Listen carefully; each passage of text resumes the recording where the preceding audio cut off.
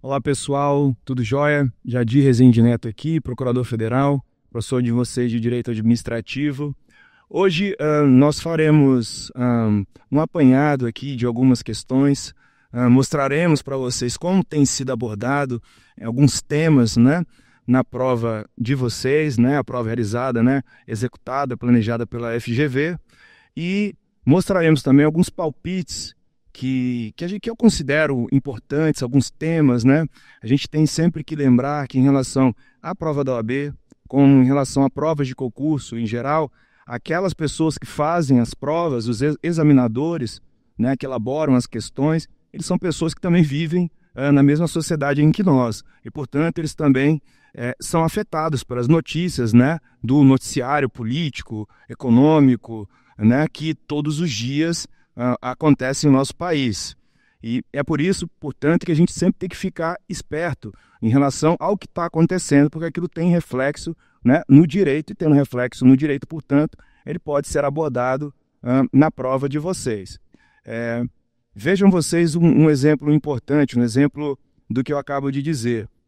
A própria lei, né, Lei Geral das Agências Reguladoras, a Lei 13.848 de 2019, aqui vocês me perdoem, mas veio a prova 18, mas é 19, ela tem assumido nesse momento uma importância, na medida em que aconteceu essa crise energética lá no estado de São Paulo. Vocês podem ver que a ANEEL, que é a agência reguladora que faz a regulação desse setor de energia, foi bastante cobrada, né, por ter sido leniente, de certa maneira, em relação à atuação da concessionária, que é responsável pela execução da energia elétrica, né, no estado de São Paulo. E, portanto, vejam vocês, a atuação da agência reguladora, que é uma autarquia em regime especial, as sanções que ela pode ou não aplicar no exercício da regulação e ainda quais são as prerrogativas e limites de atuação da agência, tal qual previsto na Lei 13.848 de 2018.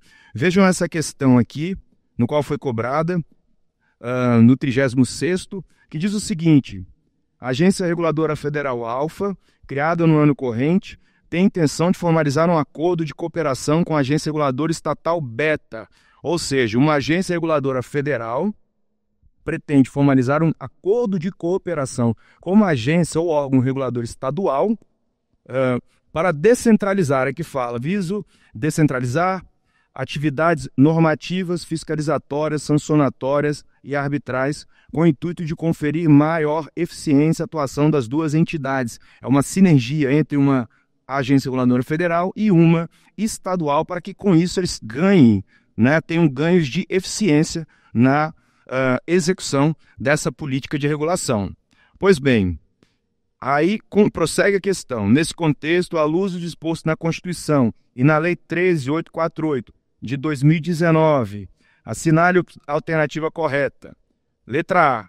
O acordo de cooperação poderia ter por objeto a delegação de competência normativa da agência ALFA.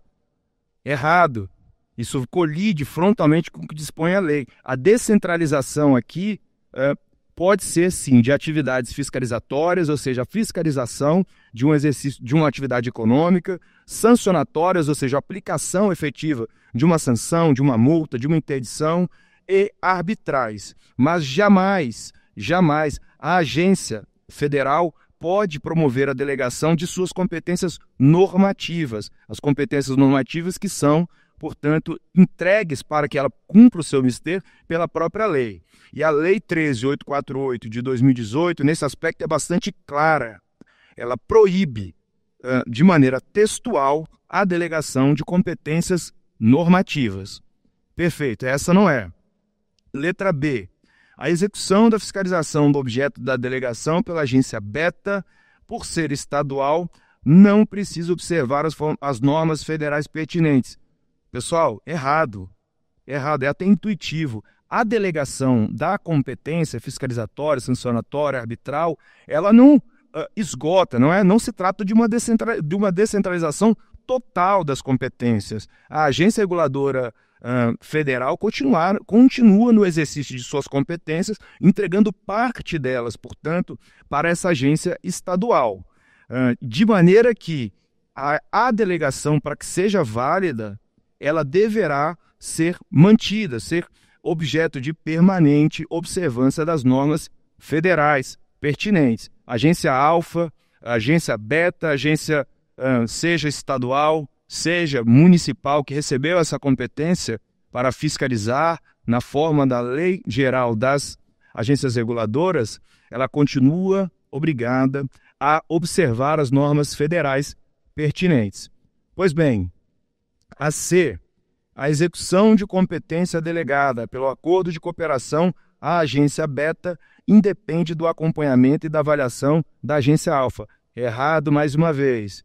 A delegação, ela necessita, para que seja válida, para que ela possa produzir efeitos validamente em nosso sistema jurídico, que a agência federal que promoveu o ato de delegação continue em permanente avaliação, acompanhamento daquela delegação, para que faça, portanto, o controle da finalidade pública que ensejou aquela delegação de competência. Perfeito? Essa, portanto, está errada. D. A agência alfa, havendo delegação de competência, permanecerá como instância superior e recursal das decisões tomadas no exercício da competência delegada à agência beta. Essa é a alternativa correta, pessoal.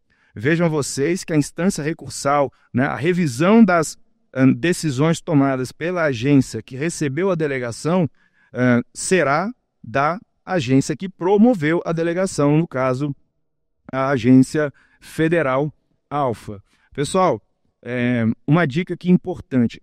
Essas alternativas, todas elas, se você tivesse, né, feito uma análise, um estudo, uma leitura vertical, pormenorizada, né, da própria lei 13.848, eu arrisco dizer com um grande grau de certeza que você conseguiria acertá-la. Portanto, é importante, lembre-se sempre, observe o método êxito, assistam, leiam os materiais antes das aulas, assistam as aulas, né, que foram preparadas cuidadosamente, com muito carinho por todos os professores, façam exercícios e também, um plus, leiam o texto de lei, leiam a Constituição Federal.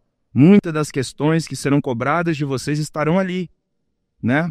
Portanto, é importante que vocês tenham essa visão conglobante, né, de todo o conteúdo.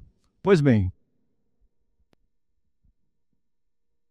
vamos agora para essa segunda questão. Como eu disse, pessoal, essa questão da atualidade é importante para que a gente possa fazer algumas previsões. No início, né, do governo atual, buscou-se uma liminar ao Supremo Tribunal Federal para afastar os efeitos de uma das normas que proibia determinadas pessoas de serem dirigentes de empresas públicas e sociedades de economia mista. Faço um adendo aqui. A Lei 13.303 de 2017, ela criou entre nós o Estatuto Jurídico das Empresas Públicas e Sociedades de Economia Mista. Vejam vocês que até essa data, o artigo 173, que fala, né, do exercício da atividade econômica do Estado empresário, naqueles casos em que ela especifica na Constituição imperativo de segurança nacional, relevante interesse coletivo na forma da lei, até então não existia um disciplinamento por lei, uma lei geral, né, de empresas públicas e sociedades de economia mista. Isso mudou com essa Lei 13.303, que criou o Estatuto dessas pessoas jurídicas de direito privado. Eu tenho uma aula sobre esse tema que a gente discorre, aprofunda, né, todos os aspectos, tanto das leis quanto da própria pessoa jurídica, sua estrutura, natureza jurídica, que eu recomendo fortemente que vocês assistam. Mas vamos lá.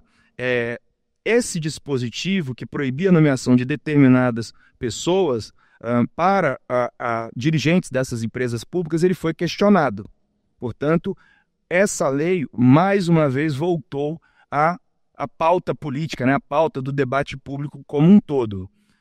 Posteriormente, esse dispositivo acabou tendo sua constitucionalidade confirmada, pois, no mérito, o Supremo acabou julgando procedente essa limitação, né, que basicamente proibiam, por exemplo, de quem tenha se envolvido numa campanha política, um partido político, de ser dirigente de uma pessoa, de uma empresa estatal. Era uma forma, portanto, de blindar a empresa pública, a sociedade de economia mista, contra a ingerência política e pressão de meios econômicos. Esse, portanto, é um tema importante. O Estatuto das Pessoas Jurídicas de Direito Privado, aliás, o Estatuto das Empresas Públicas e Sociedade de Economia Mista é bastante importante, e eu tenho observado, né, de uma leitura de vários dispositivos, várias questões, melhor dizendo, que vi, que esse tema cai de maneira bastante recorrente. Vamos à questão agora, portanto. No ano corrente, a União decidiu criar uma nova empresa pública para a realização de atividades de relevante interesse econômico. Para tanto, faz editar a respectiva lei autorizativa. Lembrando, pessoal, cria autarquia, autoriza a criação de empresas públicas. Promoveu a inscrição dos respectivos atos constitutivos no registro competente. Após a devida estruturação, tal entidade administrativa está em vias de iniciar suas atividades. Acerca dessa situação hipotética, na qualidade de advogado, assinale a alternativa correta. A participação de outras pessoas de direito público interno na constituição do capital social da entidade administrativa é permitida, desde que a maioria do capital votante permaneça em propriedade da União. Aqui, por exemplo, pessoal, vocês podem observar que ele tenta aqui construir aqui uma redação um pouco confusa para, de alguma maneira, induzi-los a erro, mas lembrando, o capital de empresas públicas ele é 100% público, diferentemente do que ocorre com as sociedades de economia mista, que o capital é misto. A maioria do capital votante, né, com direito a voto, é público, de uma pessoa jurídica de direito público, e a minoria é formada por o capital privado, ok? Agora, as empresas públicas, o capital é 100% público. No entanto, ela não necessariamente vai ser de uma única pessoa jurídica de direito público. Em relação às empresas públicas federais, ela pode, por exemplo, ter em seu capital social participação de outras empresas, outras entidades de direito público, mas o que dispõe a lei nesse aspecto, a maioria do capital deve estar em mãos da União Federal. Essa questão, portanto, está correta. Participação de outras pessoas de direito público interno na constituição do capital social da entidade administrativa é permitida desde que a maioria do capital votante permaneça em propriedade da União. Essa está correta. Mas vejamos as outras alternativas, já que estamos aqui. A União não poderia ter promovido a inscrição dos atos constitutivos no registro competente, na medida em que a criação de tal entidade administrativa decorre diretamente de lei. Não, pessoal, isso aqui está errado. Inclusive, na aula que tratamos das entidades de administração indireta, nós repisamos esse ponto de maneira exaustiva. A União não poderia ter promovido a inscrição dos atos constitutivos no registro competente. Errado, ela deveria, porque a empresa pública, ao contrário do que acontece com as autarquias e fundações jurídicas de direito público, ela não é criada pela mera edição de uma lei. Não, pessoal. A lei autoriza a criação dessa entidade, dessa empresa pública, e, uma vez autorizada, cabe à União, os estados, ou, no caso, o município, né, ou seja, a entidade política que criou, que pretende criar essa empresa pública, promover o arquivamento dos atos constitutivos no registro público competente. Ela só estará criada com o arquivamento do ato constitutivo. Essa, da mesma maneira que ocorre em relação às empresas, né, de capital privado. E, portanto, essa estaria errada em razão disso. C. A entidade administrativa em análise constitui uma pessoa jurídica de direito público, que não poderá contar com privilégios fiscais e trabalhistas. Não, né, pessoal? Empresa pública, o regime jurídico é necessariamente de direito privado. Essa segunda parte até estaria correta, no próprio artigo 173 da Constituição, dispõe justamente isso, que essas empresas públicas, sociedades de economia mistas, não poderão gozar de privilégios fiscais e trabalhistas não extensíveis às demais empresas privadas. A primeira parte estaria errada em razão do regime jurídico aqui que ele indica. D. Contratos com terceiros destinados à prestação de serviço para entidade administrativa, em regra, não precisam de licitação. Não, meus caros.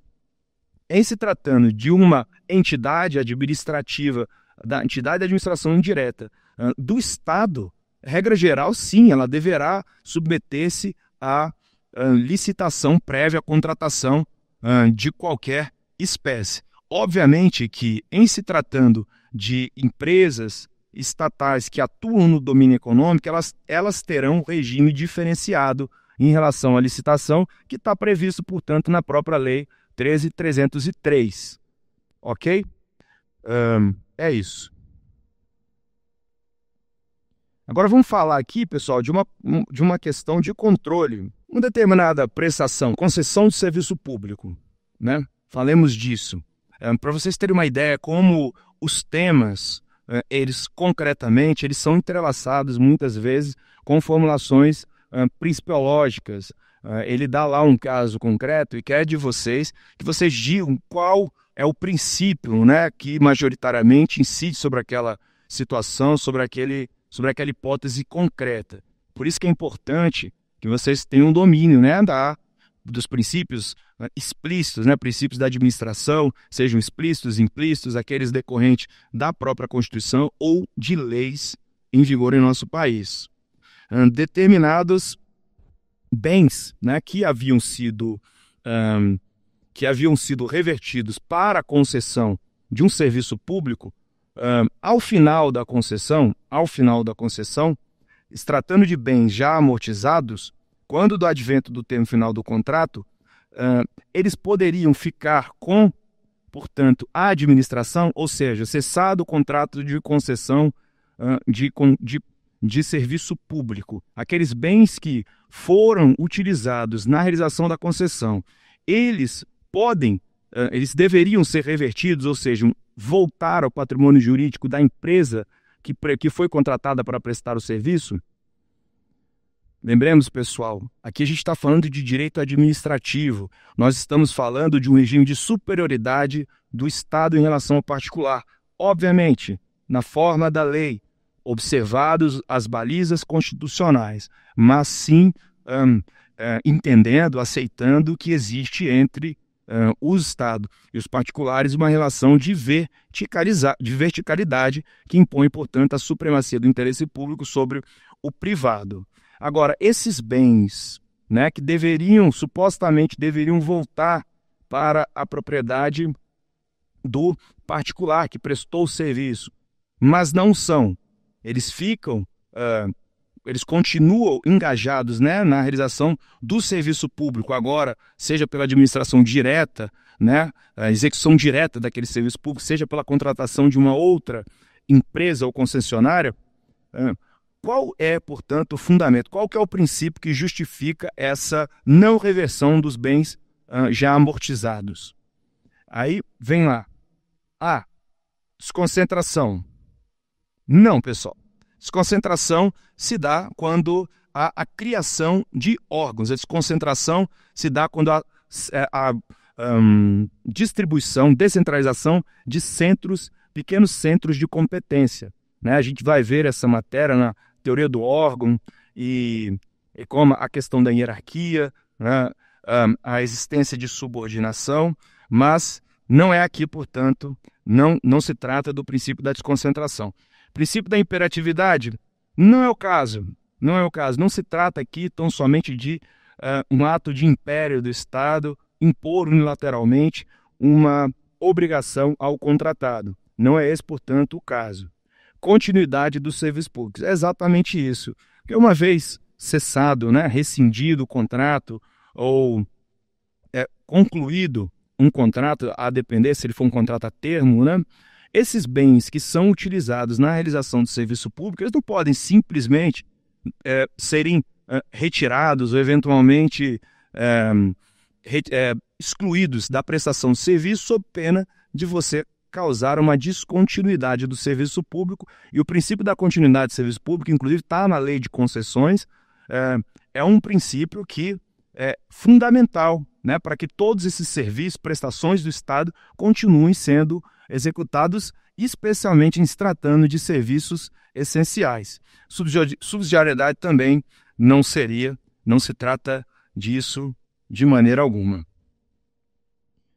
Agora vamos falar um pouquinho do poder de polícia. É uma matéria importante também, a matéria de poderes administrativos, tem, portanto, ressonância na vida cotidiana de todos nós e, da mesma maneira, não foge, portanto, à atenção de seu examinador. Após comprar um terreno, Roberto iniciou a construção de sua casa sem prévia licença, avançando para além dos limites de sua propriedade e ocupando parcialmente a via pública, inclusive com a possibilidade de desabamento de parte da obra e risco à integridade dos pedestres. No regular exercício da fiscalização da ocupação do solo urbano, o poder público municipal observava as formalidades legais valentes do prerrogativo de direito público que calcada na lei, autorizam a promover ações de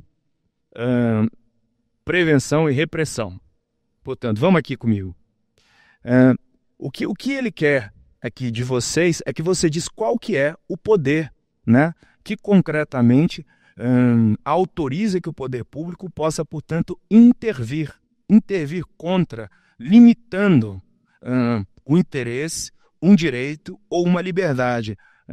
É bastante simples quando você entende a noção conceitual como um todo, que o Estado ele vai sim, né, no exercício de sua função típica, muitas vezes terá que limitar o exercício de um direito, de um interesse e uma liberdade. E qual que é o fundamento que justifica essa limitação imposta unilateralmente pelo Estado?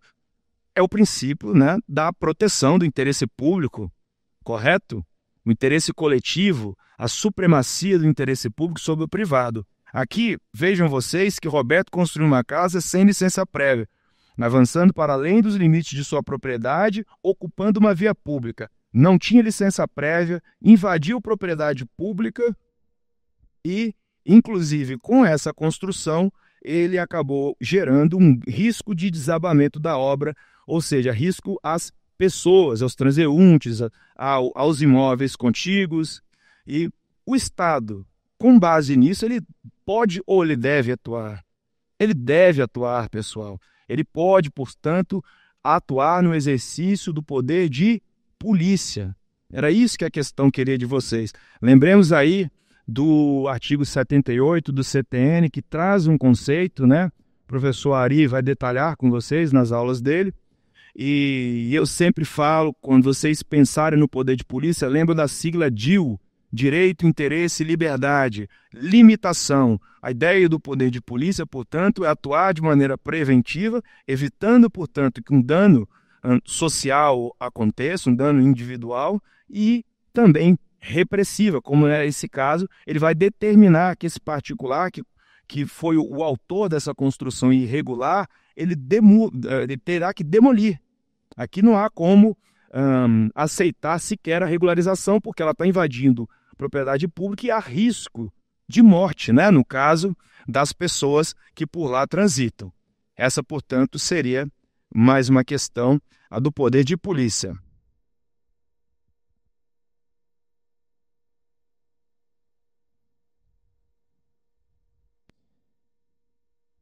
Essa aqui, pessoal, é interessante porque ela traz alguns dados temporais, é uma questão de controle. Essa é a última, para ficar tranquilo, pessoal.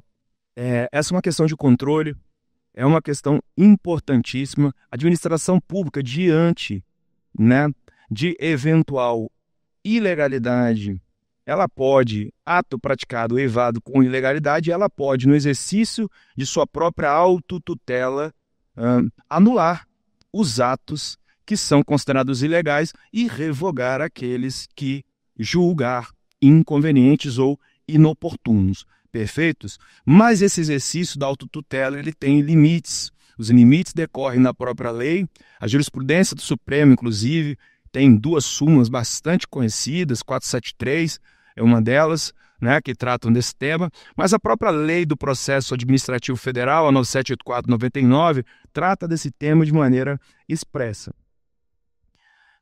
Vejamos aqui, pessoal.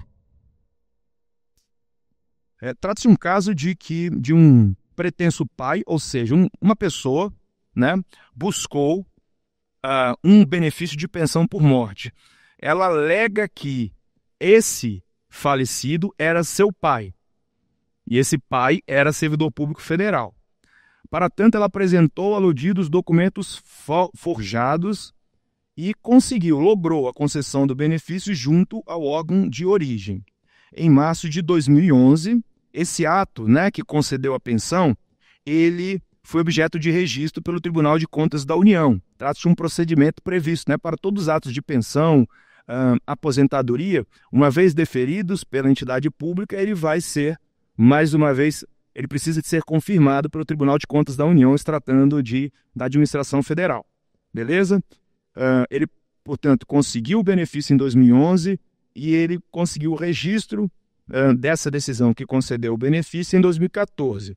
Entretanto, em setembro de 2018, ou seja, de 2011 até 2018, passaram-se 7 anos. A administração verificou que havia fraude por meio de um processo administrativo em que ficou comprovada a má-fé de Luciana após o devido processo legal. Sobre essa situação hipotética, concerne ao exercício da autotutela. Assinar a alternativa correta. A administração tem o dever de anular a concessão do benefício diante da má-fé de Luciana, pois não correu a decadência. É exatamente essa, porque o prazo para anular os seus próprios atos, na forma da lei, é de 5 anos. Ressalvada a má-fé. Esse é o caso que está exatamente aqui, pouco importa se foi 2011, 14, 2018, a má-fé, portanto, afasta o prazo decadencial e a administração pode rever esse ato a qualquer momento. Essa é a alternativa correta. As demais, vocês vão ver que brinca com essa questão do prazo. O transcurso do prazo de mais de 5 anos da concessão da pensão, junto ao órgão de origem, importa a decadência do dever. Não há decadência aqui porque há má-fé, fraude, né? Ela forjou documentos. O controle exercido pelo Tribunal de Contas por meio do registro sana o vício do ato administrativo, de modo que a administração não mais pode... Não, pessoal, aqui trata-se de vício insanável. Trata-se de má-fé. Ela ludibriou a administração. E ocorre a prescrição do poder dever da administração de anular a concessão do benefício na medida que o transcorrido prazo de 3 anos do registro perante o tribunal. Não, como a gente viu, a decadência afasta, portanto, qualquer prazo extintivo. Pois bem, pessoal, essas foram as questões que eu julgo importantes, alguns temas que vocês merecem se debruçar de maneira mais pormenorizada. Nos vemos na próxima. Um abraço.